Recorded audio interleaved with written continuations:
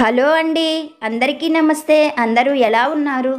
అందరూ ఆరోగ్యంగా, క్షేమంగా, సంతోషంగా ఉండాలని మనస్ఫూర్తిగా మనందరి తరపున అమ్మవారిని వేడుకుంటున్నానండి. మీ అందరికీ ఒక చిన్న రిక్వెస్ట్. కొత్తగా మన ఛానల్ని చూస్తున్నట్లయితే ఛానల్ని సబ్స్క్రైబ్ చేసుకోండి. వీడియోని పూర్తిగా వినేందుకు, చూసేందుకు ప్రయత్నం చేయండి. వీడియో నచ్చిందనిపిస్తే ఒక్క లైక్ చేసి సపోర్టు చేయండి. అలాగే మన ఛానల్ని ఇంతగా ఆదరిస్తున్న వారికి, వీడియోలు చూస్తున్న వారికి, లైక్ చేస్తున్న వారికి, ప్రతి ఒక్కరి వీవరికి కూడా పేరు పేరున నా హృదయపూర్వక ధన్యవాదాలు. మన సాయి సద్గురువుల దివ్యానుగ్రహంతో, బాబాగారి చల్లని దీవెనలతో మన జీవితంలో ప్రతి ఒక్క కోరిక కూడా బాబాగారు తప్పకుండా తీరుస్తారు. బాబాగారు మనతో ఉంటే మన జీవితం సంతోషంగా ఉంటుంది, ఆనందంగా ఉంటుంది. బాబాగారే మనకు అండ. ఈరోజు బాబాగారు ఒక మంచి సందేశాన్ని మనకి అనుగ్రహిస్తున్నారు. వీడియోని ఎక్కడా స్కిప్ చేయకుండా చూడడానికి ప్రయత్నం చేయండి. తల్లి, నీకు అర్థమయ్యేటట్లుగా ఒక పచ్చి నిజాన్ని చెప్పబోతున్నాను. అందుకని శ్రద్ధతో నీ సాయి చెప్పే ఈ మాటలను జాగ్రత్తగా విను. నువ్వు ఎప్పుడూ కూడా నాతో ఒక మాట అంటూ ఉంటావు, బాబా నాకే ఎందుకు ఇలా జరుగుతున్నది? నేను ఏ పని చేసినా కానీ ఆ పని నేను అనుకున్నట్లుగా ఉండడం లేదు. నేను ఏ పని చేసినా కూడా నాకు అస్సలు కలిసి రావడం లేదు. నాకైతే అనిపిస్తున్నది, పోను పోను నా జీవితంలో నేను ఇంకా ఏ పని కూడా చేయలేనేమో అని నాకు అనిపిస్తున్నది. నా జీవితం ఇలా ఎందుకు ఉన్నదో నాకు ఏమాత్రం అర్థం కావడం లేదు బాబా. నా పైన నాకే జాలి కలుగుతున్నది. అసలు నాకే ఎందుకు ఇన్ని కష్టాలు కలుగుతున్నాయి బాబా? నా జీవితాన్ని ఇలా ఎందుకు రాశావు సాయి? నేను ప్రతి క్షణము మీ పాదాలను ఆశ్రయించి ఉన్నాను కదా, మరి నా ఈ కష్టాలు తీరవా? నా జీవితం బాగుపడదా సాయి అని నువ్వు నన్ను తరచూ ప్రశ్నిస్తూ ఉంటావు. నా మందిరానికి వచ్చినప్పుడల్లా ఇవే ప్రశ్నలు నువ్వు నన్ను మరీ అడుగుతూ ఉన్నావు. అందుకనే నీ ఈ ప్రశ్నలకు సమాధానం చెప్పబోతున్నాను. జాగ్రత్తగా విను. ముందు నువ్వు నీ మనసులో ఉన్న భయాన్ని దూరంగా తీసివేయి. నీపైన నీకు సంపూర్ణమైన నమ్మకంతో ఉండు. నీ సాయి చెప్పినట్లుగా, నీ మనసుకు నచ్చినట్లుగా ఏ పనినైనా జాగ్రత్తగా, శ్రద్ధగా చేయి. అలాగే నీలో ఉన్న అనుమానాలన్నీ కూడా, అంటే నేను ఏ పని చెయ్యలేకపోతున్నాను బాబా, నాకు కలిసి రావడం లేదు అన్న ఈ అనుమానాలన్నీ కూడా నీలో నుండి తీసివేయి. ముఖ్యంగా నీపైన నీకు సంపూర్ణమైన నమ్మకం ఉండాలి.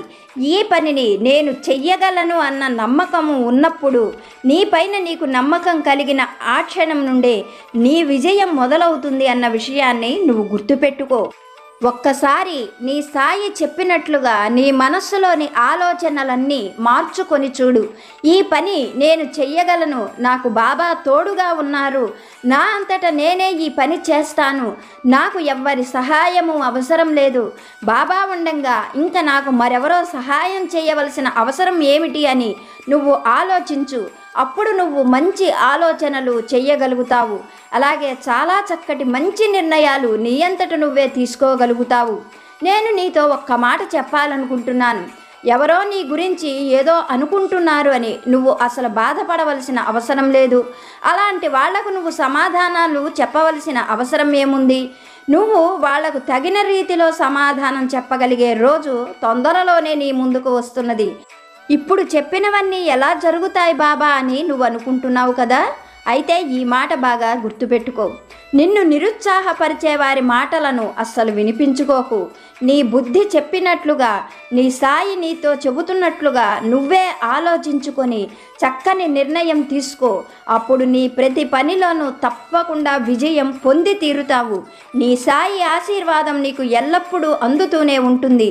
అలాగే నువ్వు అనుకున్న ప్రతి పనిలోనూ విజయాన్ని సాధించగలుగుతావు అని బాబాగారు ఒక మంచి సందేశాన్ని మనకి అనుగ్రహిస్తున్నారు.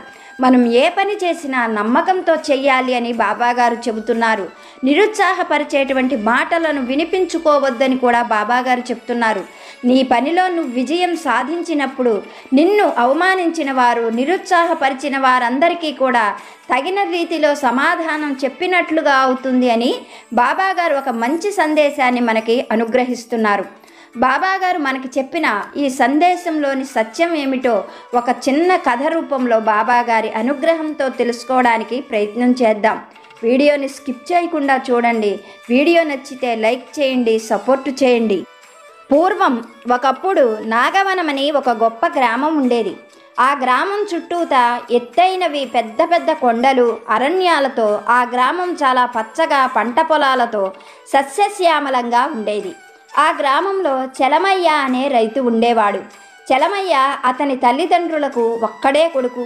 చలమయ్యకు వయస్సు రాగానే అతని తల్లిదండ్రులు వారి బంధువుల అమ్మాయితోటే చలమయ్యకు ఘనంగా వివాహం చేశారు.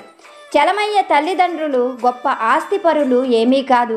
కేవలం చలమయ్య ఉండడానికి ఒక పెంకుటిల్లు తప్ప మరి ఏ ఆస్తులు కూడా చలమయ్యకు లేవు. చలమయ్యకు వివాహం జరిగిన కొన్నాళ్లకు ఒకరి తర్వాత ఒకరు అతని తల్లిదండ్రులు కాలం చేశారు. చలమయ్య అతని భార్యతో ఎంతో సంతోషంగా ఉన్నాడు. వాళ్ళ సంతోషానికి గుర్తుగా చలమయ్యకు ఒక మగపిల్లవాడు పుట్టాడు. చలమయ్య ఆ పిల్లవాడికి మల్లేశం అని పేరు పెట్టి గారాబంగా పెంచుకుంటున్నాడు. మల్లేశం ఎప్పుడూ కూడా తల్లి ఒడి దిగి వచ్చేవాడు కాదు. తల్లి చెప్పందే ఏ పనులు చేసేవాడు కాదు. తనంతట తానుగా ఏ పని చేయని కొడుకును చూసి చలమయ్యకు లోపలే ఏదో బాధగా అనిపించేది. కొడుకులో ఏమాత్రము ఉత్సాహము, ఆ వయస్సు పిల్లలకు ఉండవలసిన బుద్ధి తీరు ఉండేది కాదు. అలా బుద్ధిమాన్యంగా ఉన్న కొడుకును చూసుకొని చలమయ్య ఎంతగానో బాధపడేవాడు. కానీ చలమయ్య భార్య మాత్రం తన కొడుకు ప్రవర్తనలో మార్పు వస్తుంది అన్న నమ్మకంతో ఉండేది. చలమయ్య భార్య చెబితే తప్ప చలమయ్య కొడుకు మల్లేశం ఏ పని చెయ్యకపోవటం, ఎప్పుడూ తల్లి వెనకాలే తిరుగుతూ ఉండడంతో అతని బుద్ధి 5 సంవత్సరాలు వచ్చినా కానీ అందుకు తగినట్లుగా లేదు. కానీ చలమయ్య భార్యకు మాత్రం తన కొడుకు పైన సంపూర్ణమైన నమ్మకం ఉంది. తన కొడుకు తప్పకుండా ప్రయోజకుడవుతాడని ఆమె గట్టిగా నమ్మేది. ఇలా ఉంటూ ఉండగా చలమయ్య జీవితంలో ఊహించని పెను ప్రమాదంగా చలమయ్య భార్య అనారోగ్యంతో కన్నుమూసింది.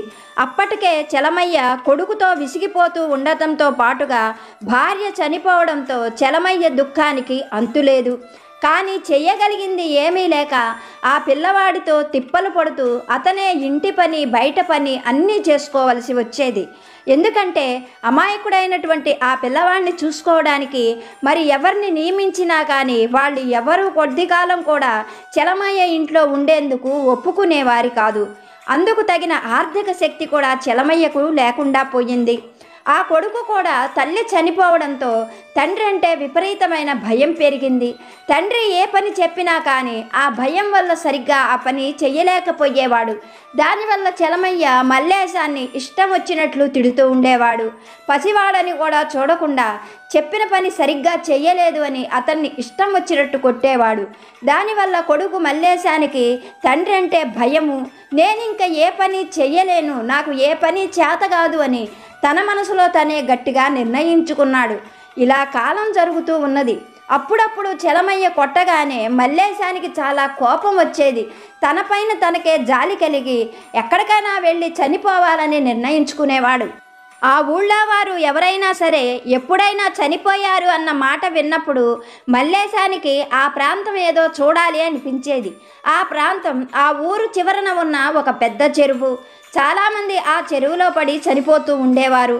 అది అంత పెద్ద చెరువు కావడం చేత తన తండ్రి కొట్టినప్పుడు, తన తండ్రి తనను బాగా తిట్టినప్పుడు మల్లేశం ఆ చెరువు దగ్గరికి వెళ్ళి అక్కడే కూర్చునేవాడు. ఇలా ఉండగా ఒకనాడు చలమయ్య బంధువులు చలమయ్య ఇంటికి వచ్చారు. వారు మల్లేశం ప్రవర్తనను చూసి తమలో తామే నవ్వుకున్నారు. పుట్టక ఒక్కడు పుట్టాడు, కానీ చలమయ్యకు ఏమాత్రం ప్రయోజనం లేదు. చలమయ్యే వాడికి ఎదురు పని చేయవలసి వస్తుంది. ఇంత వయసు ఉన్న ఈ పిల్లవాడి వల్ల చలమయ్యకు ఉపయోగం లేకపోగా చలమయ్యకన్నీ అవమానాలే జరుగుతున్నాయి. ఇంత బుద్ధి లేనివాడు, తెలివి తక్కువవాడు, చవట చలమయ్య చేసిన పాపం వల్ల చలమయ్యకు పుట్టాడు అని తమ నోటికి వచ్చిన మాటలన్నీ మాట్లాడుకొని వెళ్ళిపోయారు. ఆ మాటలన్నీ విన్న మల్లేశానికి తన పైన తనకే జాలి కలిగింది, అసహ్యం అనిపించింది. ఇంకా ఆ రోజు బ్రతకూడదు అని నిర్ణయించుకున్న చలమయ్య కొడుకు మల్లేశం గబగబా పరుగులాంటి నడకతో ఆ చెరువు ఒడ్డుకి చేరుకున్నాడు. ఉన్నట్లుండి ఒక్కసారిగా చెరువులోకి దూకాడు. అయితే చెరువులోకి దూకటమైతే దూకాడు కానీ మల్లేశం ఊపిరి బిగబట్టి అడుగుకి చేరుకున్నాడు. అలా ఊపిరి బిగబట్టి చెరువు అడుగుకి చేరుకున్న మల్లేశానికి ఆ చెరువు అడుగున కనిపించిన అందమైన దృశ్యాలు చాలా బాగా నచ్చాయి. ఊపిరి బిగపట్టడం చలమయ్య కొడుకు మల్లేశానికి చాలా సులువుగా అనిపించింది. ఆనాటి నుండి కూడా చలమయ్య కొడుకు అతని తండ్రితో ఒక్క మాట కూడా చెప్పకుండా, అతని తండ్రి ప్రమేయం అనేదే లేకోకుండా ఎప్పుడు తనకి కావాలనిపిస్తే, ఎప్పుడు తన మనస్సు బాగోలేదనిపిస్తే అప్పుడు వచ్చి గబుక్కున ఆ చెరువులోకి దూకేవాడు. అలా ఊపిరి బిగబట్టి చెరువు అడుగున కూర్చునేవాడు. తన మనస్సుకు నచ్చినంతసేపు ఆ చెరువు అడుగునే ఉండేవాడు. ఇలా అతను చేస్తున్నాడన్న విషయం ఎవరికీ తెలియదు.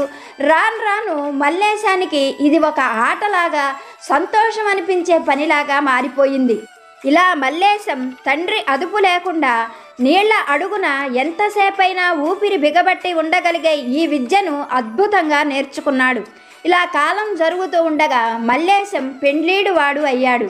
అతనికి పెండ్లి చేస్తే ఇంట్లో ఆడతోడు ఉంటుందని, ఆ పనులు చేసుకోలేక అవస్థలు పడుతున్న చలమయ్య మల్లేశానికి పెళ్లి చేయడం కోసం తమ ఊళ్ళో తనకు తెలిసిన వారందరినీ కూడా పిల్లనివ్వమని చెప్పి అడిగాడు. అయితే మల్లేశం తీరు తెన్ను తెలిసినటువంటి వాళ్ళు ఎవ్వరూ కూడా మల్లేశానికి పిల్లనివ్వటానికి ఏమాత్రం అంగీకరించలేదు. అందుకని మల్లేశానికి పెళ్లి చేయడం కోసం పొరుగురులో ఒక సంబంధం ఉంది అని తెలిసి ఆ సంబంధం చూసి రావాలని చలమయ్య నిర్ణయించుకొని తన కొడుకైన మల్లేశాన్ని పిలిచి ఈ విధంగా చెప్పాడు.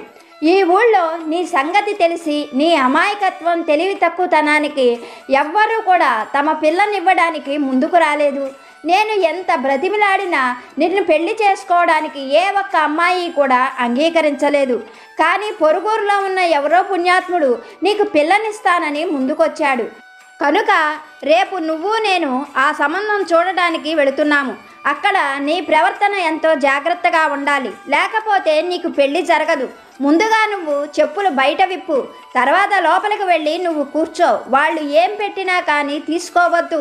నేను చెప్పందే నువ్వు అక్కడ ఏ పని కూడా చెయ్యవద్దు అంటూ కొడుకుని హెచ్చరించాడు. తండ్రి తనకు పెళ్లి చేయబోతున్నాడు అని అర్థం చేసుకున్న మల్లేశం తనకు భార్య వస్తుందని ఎంతగానో సంతోషించాడు. ఆ మర్నాడే పెళ్లివారింటికి బయలుదేరాడు.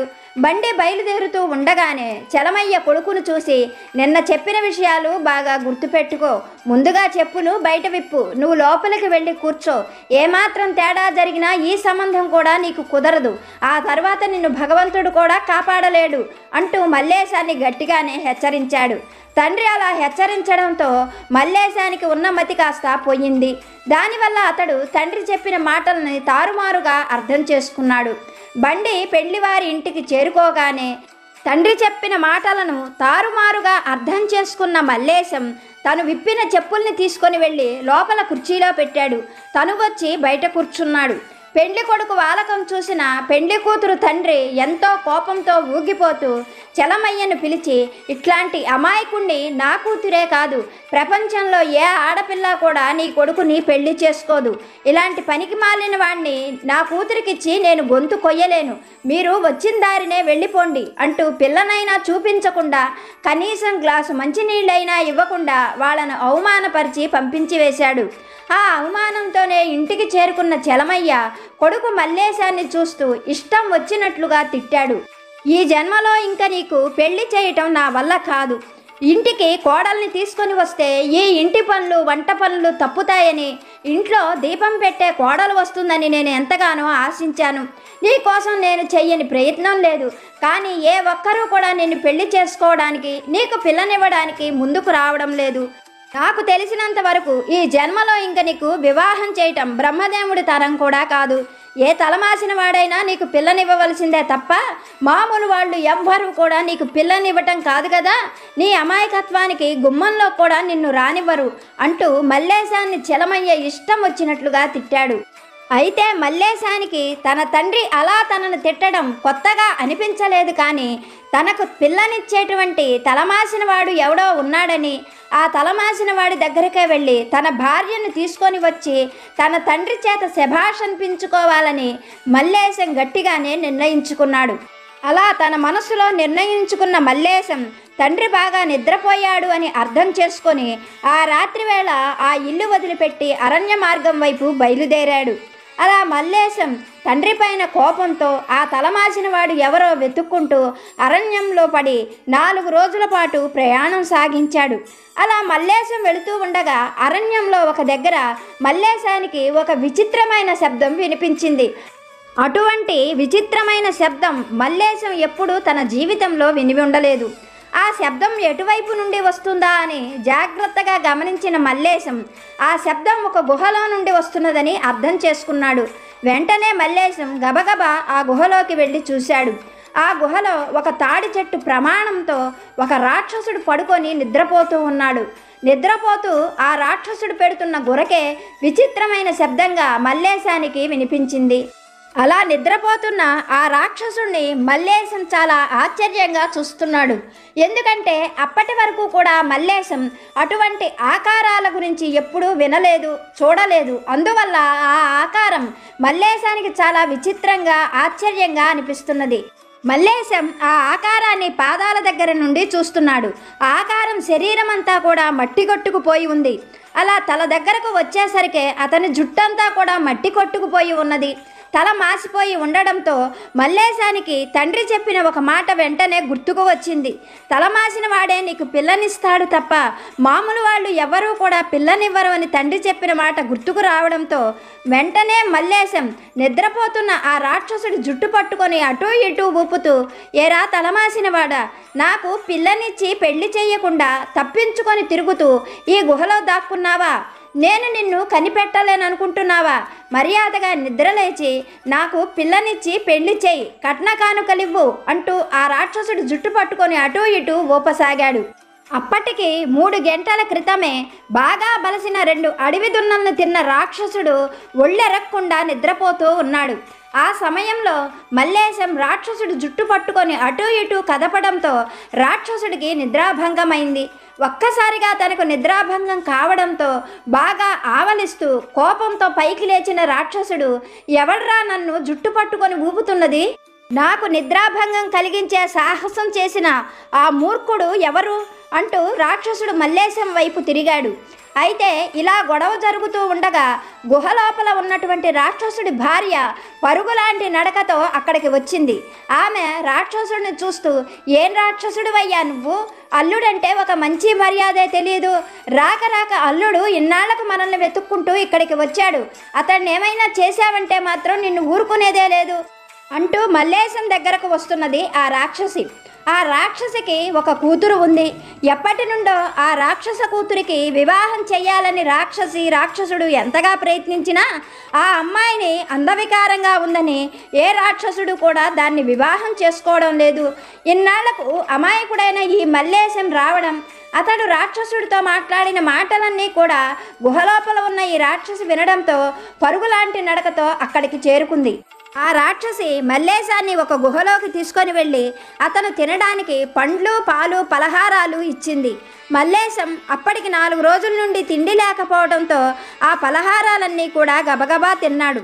ఆ తరువాత మల్లేశం ఆ రాక్షసితో, నేను చేసుకోబోయే నా భార్య ఎక్కడా అని మళ్ళీ ప్రశ్నించాడు. ఇంకొద్దిసేపట్లోనే ఇక్కడికి వస్తుంది.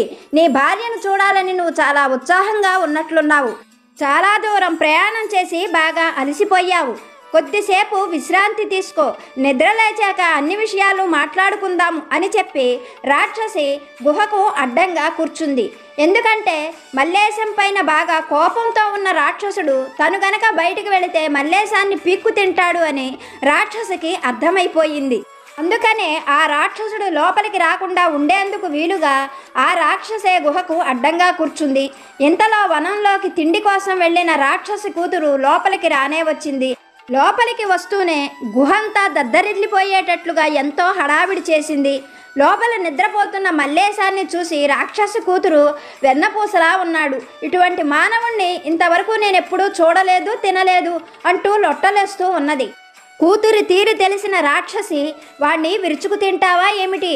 వీడు కూడా లేకపోతే ఇంక నీకు ఈ జన్మలో పెళ్లి కాదు. నీ స్థూలకాయము వికృత ఆకారము చూసి మన రాక్షసుల్లోనే ఎవరూ కూడా నిన్ను చేసుకోవడానికి ముందుకు రాలేదు. ఈ రోజుకి ఈ వెర్రిబాగుల మనిషి నిన్ను చేసుకోవడానికి ముందుకు వచ్చాడు. మానవ రూపం ధరించి వాణ్ణి వివాహం చేసుకొని సంతోషంగా ఉండు. అంతేకాని వాణ్ణి పీక్కు తినాలి అనే ఆలోచన మానివేయి. అటువంటి ఆలోచన నువ్వు చేశావు అంటే నేను నిన్ను ప్రాణాలతో విడిచిపెట్టను అంటూ గట్టిగా కూతుర్ని హెచ్చరించింది రాక్షసి. తల్లి మాటలు వింటున్న రాక్షసి తల్లితో, నా సంగతి సరే, మరి అయ్య సంగతి ఏమిటి? మనిషి కనపడితే ప్రాణాలతో బ్రతకనివ్వడు కదా అంటూ ప్రశ్నించింది. అందుకు రాక్షసి, ఆ సంగతి నాకు తెలుసు, అందుకోసమనే నేను గుహకు అడ్డంగా కూర్చున్నాను. నేను ఇప్పుడు ఆహారానికి బయటికి వెళుతున్నాను. నేను వచ్చే వరకు అతడిని జాగ్రత్తగా చూసుకుంటూ నువ్వు కూడా ఇక్కడే కూర్చొని ఉండు. ఏమైనా తేడా జరిగిందంటే మాత్రం నిన్ను ప్రాణాలతో ఉండనివ్వను అంటూ గట్టిగా మరీ హెచ్చరించి తల్లి రాక్షసి ఆహారం కోసం అడవిలోకి వెళ్ళిపోయింది. అయితే కొత్త ప్రాంతం కావడం, ఆ రాక్షసి కూతురు చేసిన హడావిడికి మల్లేశానికి నిద్ర పట్టలేదు.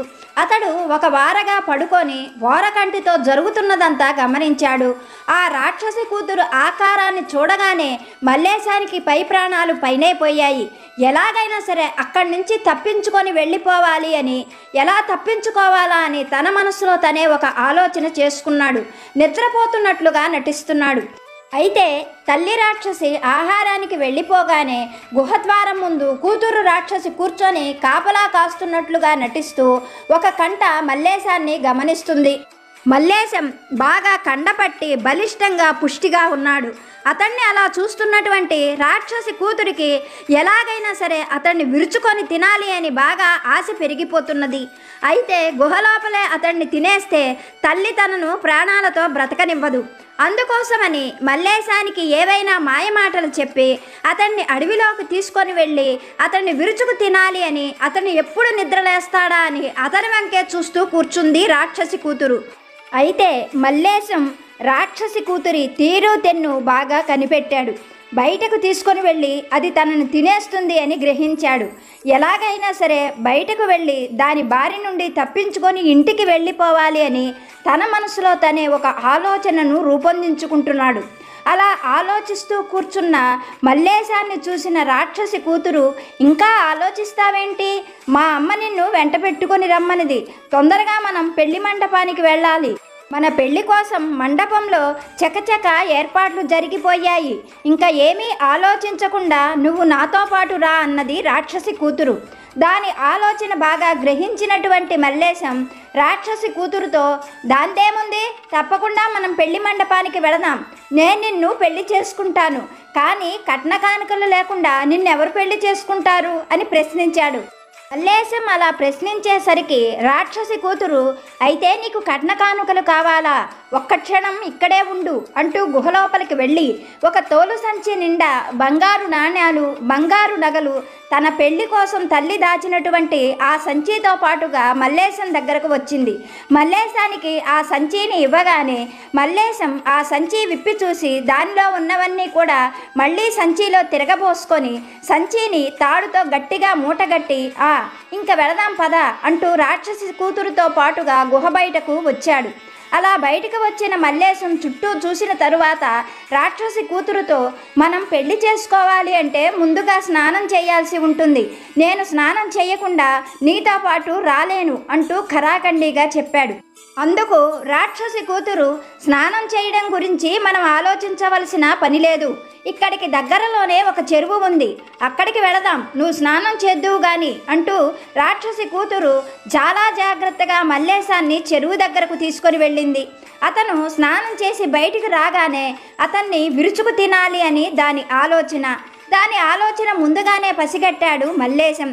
అతను కూడా చాలా జాగ్రత్తగా రాక్షసి కూతురుతో చెరువు దగ్గరకు చేరుకున్నాడు. చెరువును చూడగానే మల్లేశానికి పోయిన ప్రాణం లేచి వచ్చినట్లుగా అనిపించింది. వెంటనే రాక్షసి చెయ్యి కూతురు విడిపించుకొని తన దగ్గర ఉన్న బంగారు నగల మూటతో సహా చెరువులోకి గబుక్కున దూకేశాడు. అలా దూకినటువంటి మల్లేశం చెరువు అడుగుకు చేరుకొని ఊపిరి బిగబట్టి ఆ చెరువు అడుగునే కూర్చున్నాడు. కొద్దిసేపు అయిన తర్వాత కూడా మల్లేశం పైకి రాకపోవడంతో రాక్షసి కూతురు మల్లేశాన్ని పేరు పెట్టి చాలాసార్లు పిలిచింది. దానికి చెరువులో దిగాలి అంటే భయం, నీళ్ళంటే దానికి చచ్చేంత భయం కావడంతో అది చెరువులో దిగే ప్రయత్నం మాత్రం చెయ్యలేదు. దాని మనసులో అదే ఇలా ఆలోచించుకుంది, ఈ మనిషి చెరువులో దూకి తప్పించుకోవచ్చని అనుకుంటున్నాడు. చచ్చి రేపొద్దున కల్లా పైకి తేల్తాడు. రేపొద్దున వచ్చి ఇతన్ని హాయిగా నేను భోంచేయవచ్చు అని మనసులో అనుకొని రాక్షసి కూతురు అక్కడ నుండి వెళ్ళిపోయింది. చాలాసేపటి తర్వాత మల్లేశం తల పైకెత్తి చూసి ఎక్కడా కూడా రాక్షసి కూతురు జాడ లేకపోవడంతో బ్రతుకు జీవుడా అనుకుంటూ చెరువులో నుండి పైకి వచ్చి ఇంటి దారి పట్టాడు. అలా 4 రోజుల పాటు నడిచి తన ఇంటికి చేరుకున్నాడు. అప్పటి వరకు కూడా చలమయ్య కొడుకుని ప్రతిరోజు ఇష్టం వచ్చినట్లుగా తిడుతూ ఉండేవాడు. ఆ 4 రోజులు కొడుకు కనిపించకపోవడంతో కొడుకు మీద చలమయ్యకు ఎంతో బెంగ కలిగింది. అమాయకుడు, శుద్ధ వెర్రిబాగుల వాడు ఎలా బ్రతుకుతాడో, ఏమైపోయాడో అని ఎంతగానో దుఃఖించసాగాడు. ఒక్కసారిగా కొడుకు ఇంటికి రావడంతో చలమయ్య ఎంతగానో ఆనందించాడు. కొడుకు మల్లేశం జరిగిన విషయమంతా కూడా తండ్రి చలమయ్యతో చెప్పడంతో చలమయ్య ఆనందానికి ఆశ్చర్యానికి అంతు లేకుండా పోయింది. నిజంగానే తన కొడుకు తెలివైనవాడు. తను అనవసరంగా వాణ్ణి అదుపాజ్ఞలలో పెట్టి వెర్రివాడిగాను అమాయకుడిగాని తయారు చేశాడని భావించాడు. ఆ రోజు నుండి చలమయ్య మల్లేశాన్ని చీటికి మాటికి తిట్టడం మానేశాడు.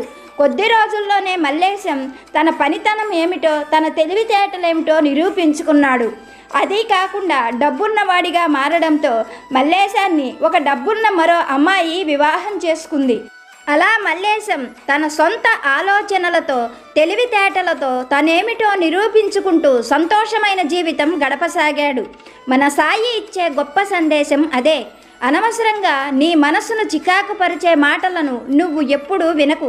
నీ పైన నీవు నమ్మకంతో ఉండు. నువ్వు ఏ పనినైనా సాధించగలవు. నీ స్వయం కృషితో, సొంత ఆలోచనతో నువ్వు సాధించే విజయం నీకు కూడా ఆశ్చర్యం కలిగిస్తుంది అని బాబాగారు ఒక గొప్ప సందేశాన్ని మనకి అనుగ్రహించారు. ఇప్పటి వరకు వీడియో చూసిన మీ అందరికీ పేరు పేరున నా హృదయపూర్వక ధన్యవాదాలు. వీడియో నచ్చితే ఒక లైక్ చేసి సపోర్టు చేయండి. మళ్ళీ మరొక మంచి వీడియోతో బాబాగారి దివ్యాశీస్సులతో కలుసుకుందాము. సర్వేజన సుఖినో భవంతు.